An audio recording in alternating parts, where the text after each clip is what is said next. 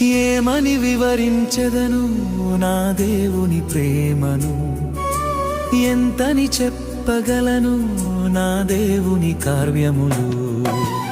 ఏమని వివరించెదను నా దేవుని ప్రేమను, ఎంతని చెప్పగలను నా దేవుని కార్యములు.